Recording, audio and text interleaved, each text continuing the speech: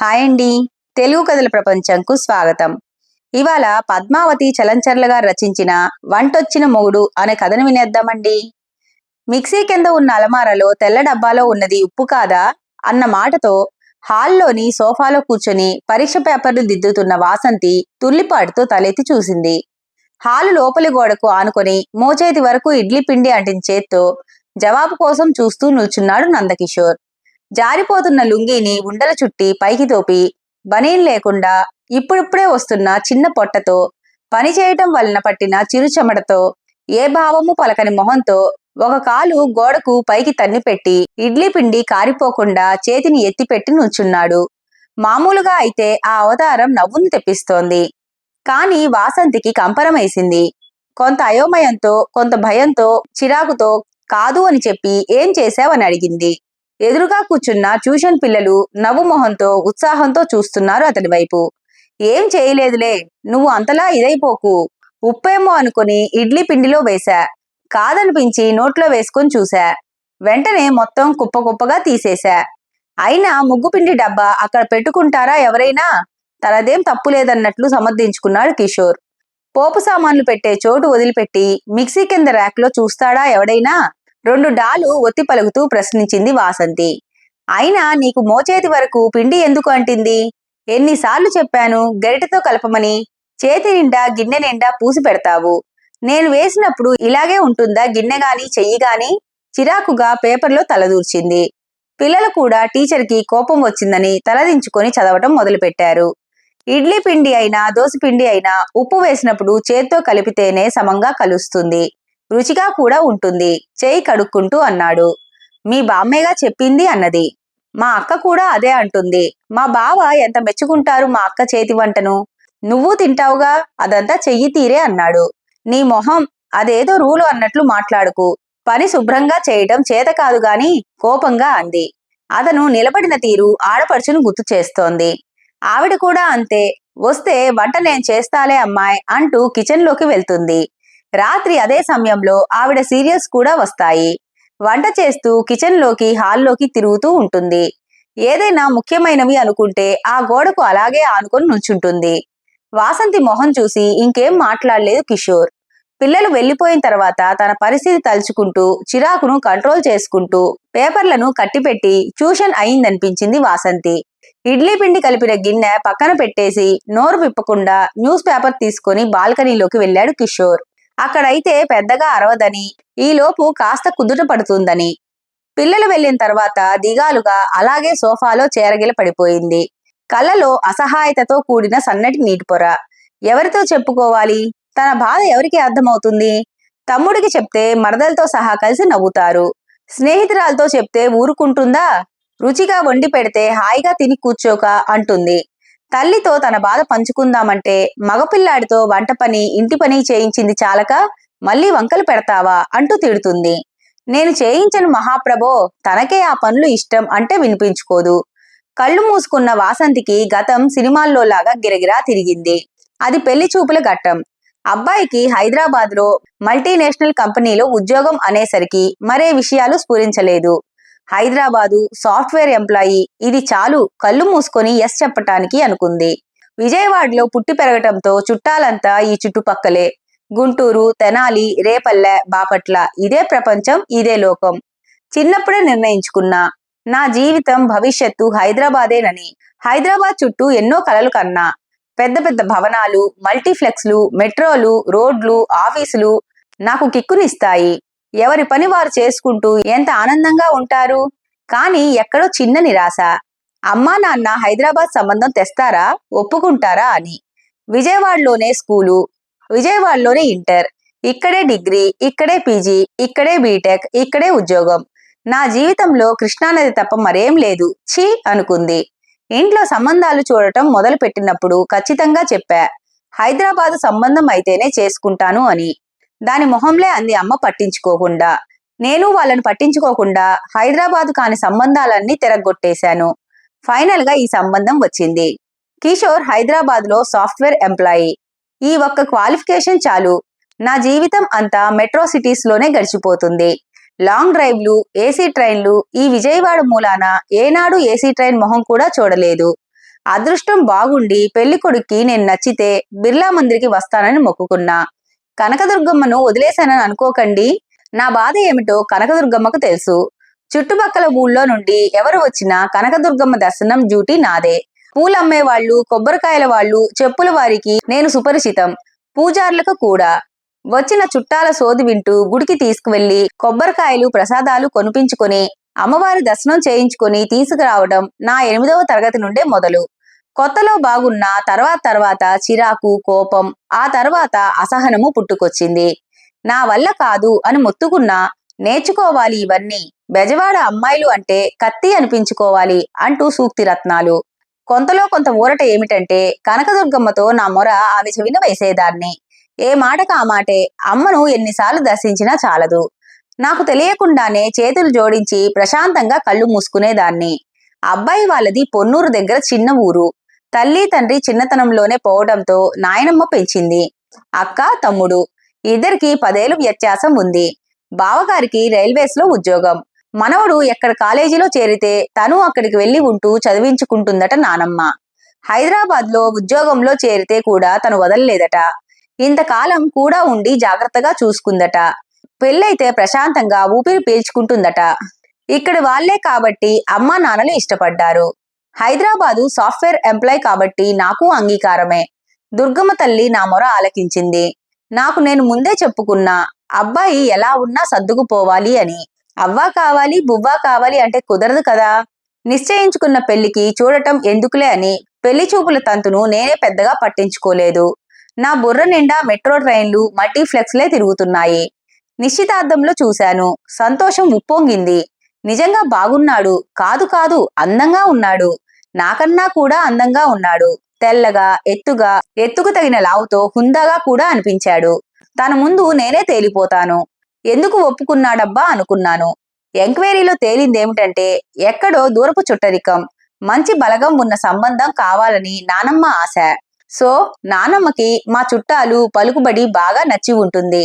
పాపం 2 పిల్లల్ని పెంచి పెద్ద చేయటానికి ఎన్ని అవస్థలు పడిందో. ఆవిడ్ని దగ్గరే ఉంచుకొని బాగా చూసుకోవాలని నిర్ణయించుకున్నా. తన ఆలోచనలు, హాబీలు అన్నీ తెలుసుకుని నన్ను నేను కొంత మార్చుకోవాలి. నాకు శీఘ్ర కోపం, మొండితనం అంటారు. తగ్గించుకొని తనకు అనుకూలంగా బతకాలి. తనకు ఇష్టమైన వంటలేవో తెలుసుకొని నేర్చుకోవాలి. పిజ్జాలు, బర్గర్లు, నూడిల్స్ లాంటివి నేర్చుకొని చక్కగా వండి పెట్టాలి. అస్తమానం బయట తింటే ఆరోగ్యాలు పాడవుతాయి. తనకి జీన్స్ టాప్స్ ఇష్టమైతే అలవాటు చేసుకోవాలి. ఎప్పుడూ వేసుకోవచ్చు కానీ ఈ విజయవాడకి, మా చుట్టాల లెవెల్కి ఈ డ్రెస్సులు చాలే అని నేనే వేసుకోను. ఇప్పుడు నన్ను నేను మోడర్న్ గా మార్చుకోవాలి. వీకెండ్ పార్టీలకు అలవాటు పడాలి. ఓపెన్ హెయిర్ చాలా బాగుంటుంది. తన ఇష్టాన్ని బట్టి కట్ చేయించుకోవాలి. నాది పెద్ద జుట్టే, నడుము వరకు ఒత్తుగా ఉంటుంది. దానికి నూనె రాసి గట్టిగా జడవేస్తాను. నన్ను చూసి మా విజయవాడ అమ్మాయిలు మొరటుగా, బండగా ఉంటారు అనుకోకండి. ఇక్కడ చాలా ఫ్యాషనబుల్ గా ఉంటారు. నాకే ఎప్పుడో ఎందుకో తెలియదు కానీ ఈ విజయవాడ లెవెల్కి ఇది చాలే అనేది బుర్రలో ముద్రితమైపోయి ఉంది. హైదరాబాదు నేను కోరుకున్న నగరం. నేను కోరుకున్నట్లుగా సాఫ్ట్వేర్ భర్త. పెళ్లి సమయంలో తనకు కూడా వంట వచ్చని తెలిసి మురిసిపోయాను. చుట్టాలు, స్నేహితులు కూడా నాది అదృష్టం అన్నారు. ఇద్దరూ కలిసి పని చేసుకుంటూ హాయిగా ఉండొచ్చు అనుకున్నాను. మగవాళ్లకు వంట రాకపోవడం వల్ల తామేం ఇబ్బందులు పడుతుంది ఏకరువు పెట్టారు కొందరు. నన్ను దుర్గమ్మ తల్లి చల్లగా చూస్తుందని, చిన్నప్పటి నుంచి చేసుకున్న దర్శనాల పుణ్యం ఎటూ పోలేదని అర్థమైంది. కొద్ది రోజుల విశ్రాంతి తర్వాత నాకు తోచిన ఉద్యోగంలో కాలక్షేపం చేయాలని నా ఆలోచన. కిషోర్ జాగ్రత్త కలవాడు అనుకుంటా. 3 బెడ్రూమ్ల ఫ్లాటు, దానికి తగ్గ సామాన్లు అన్ని అమర్చి పెట్టుకున్నాడు. నా జీవితానికి ఇంకే కొరత లేదు అనిపించింది. ఫైనల్ గా నాకు విజయవాడ బెడద వదిలింది. హమ్మయ్య, నా జీవితం హాయిగా, ఆనందంగా సాగిపోతుందికా అనుకున్నాను. వాసంతి, వాసంతి లే అన్న పిలుపుతో తెల్లారు మెలకు వచ్చింది. కిషోర్ ఎప్పుడు లేచాడో, ఫ్రెష్ గా ఉన్నాడు. స్నానం చేశాడనుకుంటా. టైం చూసా, 5:30 అయింది. 5:30కే మీ స్నానం అయిపోయిందా? ప్రశ్నార్థకంగా చూశాను. ఆ, యోగా కూడా చేసేశాను. మీరు యోగా కూడా చేస్తారా? నాలో విస్మయం. ఏం చేయకూడదా? జాబ్లో చేరిన తర్వాత నేర్చుకున్నా. అప్పటి నుంచి చేస్తున్నాను. మంచి అలవాట్లు మంచిదేగా వసు అన్నాడు నవ్వుతూ. నేను నవ్వుతూ లేచి వాష్రూమ్కి వెళ్ళాను. వచ్చేసరికి బాల్కనీలో 2 కాఫీలు, వేడిగా పొగలు చిమ్ముతూ, చల్లని వాతావరణం. చాలా సంతోషమేసింది.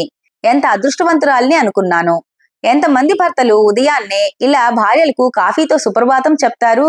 మా అమ్మ అయితే పొద్దున్నే దండకాలు, లేవలేదని, పనిలో సాయం చేయలేదని, అబ్బే వద్దు, ముందు ఇంత మంచి ఉషోదయాన్ని కాఫీని ఆస్వాదించాలి.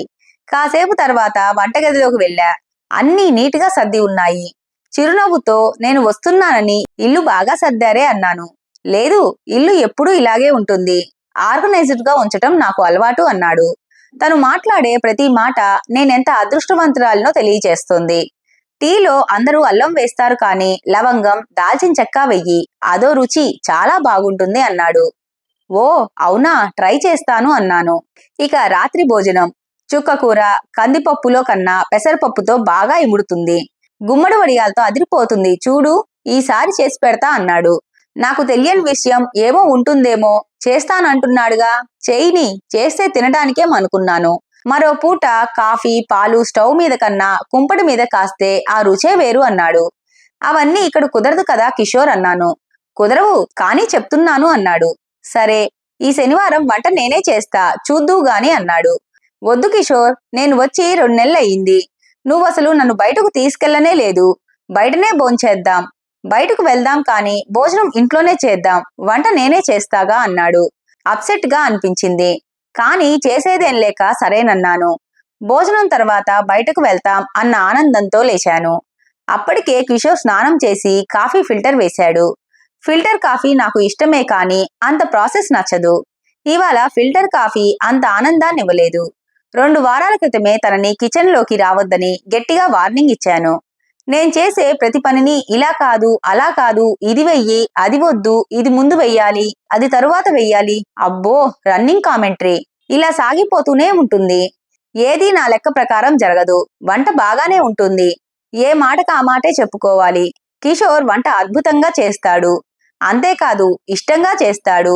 వంటే కాదు, ప్రతి పని అంతే. పక్కా ప్రణాళిక. దేని తర్వాత ఏది, ఎంత, ఎప్పుడు వెయ్యాలి అన్నది చాలా లెక్క ప్రకారం ఉంటుంది. నేను మామూలుగా అందరిలాగే చేస్తాను.